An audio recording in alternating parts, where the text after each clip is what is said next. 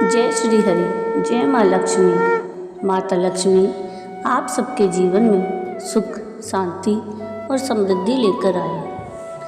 ये दिवाली का त्यौहार आप सबके जीवन में शुभ हो। तो दिवाली के 5 दिन के त्यौहार में सबसे पहला त्यौहार मनाया जाता है धनतेरस का। धनतेरस का त्यौहार हर साल कार्तिक मास के कृष्ण पक्ष की त्रयोदशी तिथि को मनाया जाता है। इस दिन भगवान धन्वंतरी, माता लक्ष्मी और कुबेर देव की पूजा करने का विधान होता है। साथ ही धनतेरस पर खरीदारी करना भी बड़ा लाभदायक सिद्ध होता है। इस दिन शुभ मुहूर्त में विधि विधान से पूजा करने से आरोग्य की प्राप्ति होती है और माता लक्ष्मी की कृपा से धन धान्य में वृद्धि होती है।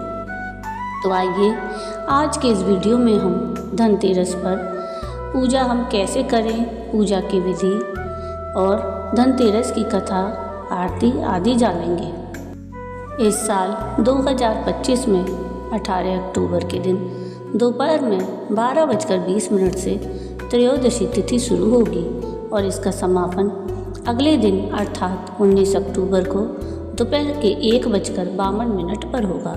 शास्त्रों के अनुसार प्रदोष काल में कार्तिक कृष्ण त्रयोदशी जिस दिन लगती है उसी दिन धनतेरस मनाने की परंपरा है।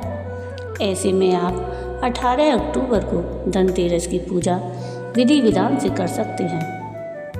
धनतेरस की पूजा प्रदोष काल के समय करना सबसे शुभ रहता है। इसीलिए आप 18 अक्टूबर को प्रदोष काल में धनतेरस की पूजा करें। पूजा का मुहूर्त 18 अक्टूबर को शाम को वक्त 5:04 से लेकर 6:35 तक रहेगा। इस अवधि के दौरान भगवान धन्वंतरी, माता लक्ष्मी और कुबेर देव की पूजा करना सबसे उत्तम रहेगा। कार्तिक कृष्ण त्रयोदशी को शाम के समय एक दीपक को तेल से भरकर प्रज्वलित करें। इसके बाद फूल माला, धूप, कपूर आदि से विधि विधान से पूजा करें।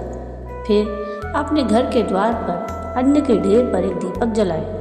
इस बात का ध्यान रखें कि दीपक रात भर जलते रहना चाहिए। इसे बीच में बिल्कुल भी नहीं बुझने देना चाहिए। ये अब सुनते हैं भगवान धन्वंतरी की प्राकट्य की कथा। विष्णु पुराण और भागवत पुराण के अनुसार एक बार देवताओं और असुरों के बीच अमृत प्राप्ति की होड़ मची। अमृत पाने के लिए भगवान विष्णु के सुझाव पर देवता और असुर मिलकर समुद्र मंथन करने का निर्णय लेते हैं। इस मंथन में मंदरांचल पर्वत को मथानी और वासुकी नाग को रस्सी के रूप में उपयोग किया गया। भगवान विष्णु ने कच्छप का अवतार लेकर मंदरांचल पर्वत को अपनी पीठ पर स्थिर रखा, जिससे मंथन की प्रक्रिया बिना किसी बाधा के चल सके। जैसे जैसे समुद्र मंथन होता गया, क्षीर सागर से कई दिव्य रत्न और वस्तुएं प्रकट होने लगीं, जिनमें कामधेनु गाय, उच्चैःस्रवा घोड़ा, ऐरावत हाथी, पारिजात वृक्ष और देवी लक्ष्मी शामिल थी। लेकिन मंथन के अंतिम चरण में एक अद्भुत घटना हुई। समुद्र से एक दिव्य पुरुष प्रकट हुए, जिनके हाथों में अमृत से भरा स्वर्ण कलश था। ये थे धन्वंतरी, जिन्हें भगवान विष्णु का अवतार माना जाता है। धन्वंतरी के साथ ही आयुर्वेद का ज्ञान भी प्रकट हुआ, जो मानव जीवन के लिए स्वास्थ्य और दीर्घायु का वरदान साबित हुआ। धनतेरस के दिन लोग भगवान धन्वंतरी की पूजा करते हैं और उनके आशीर्वाद से स्वास्थ्य, धन और समृद्धि की कामना करते हैं। आइए अब सुनते हैं धनतेरस की दूसरी कथा। कहा जाता है कि एक समय भगवान विष्णु मृत्यु लोक में विचरण करने के लिए आ रहे थे। तब लक्ष्मी जी ने भी उनसे साथ चलने का आग्रह किया। तब विष्णु जी ने कहा, यदि मैं जो बात कहूँ तुम अगर वैसा ही मानो तो फिर मेरे साथ चलो। तब लक्ष्मी जी उनकी बात मान गई और भगवान विष्णु के साथ भूमंडल पर आ गई। कुछ देर बाद एक जगह पर पहुंचकर भगवान विष्णु ने लक्ष्मी जी से कहा कि जब तक मैं ना आऊँ तुम यहीं ठहरो।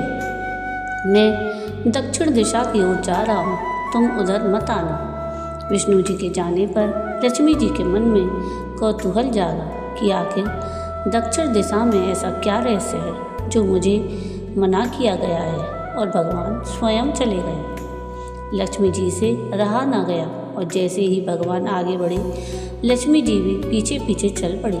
कुछ ही आगे जाने पर उन्हें सरसों का एक खेत दिखाई दिया जिसमें खूब सारे फूल लगे हुए थे।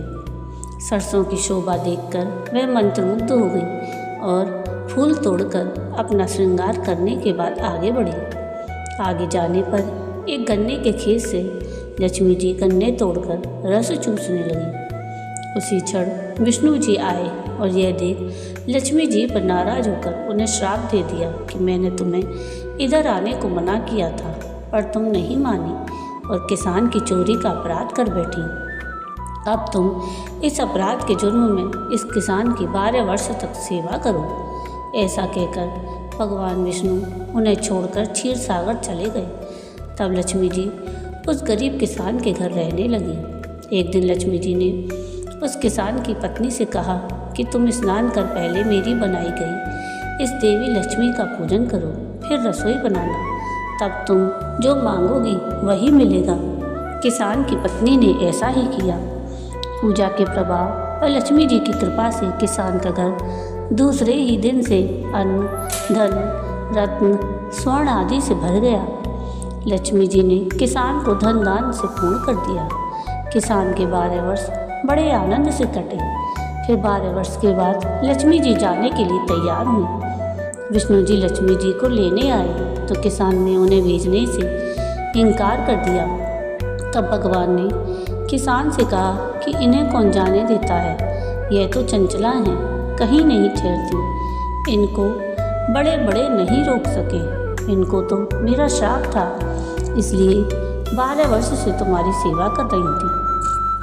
तुम्हारी 12 वर्ष की सेवा का समय पूरा हो चुका है।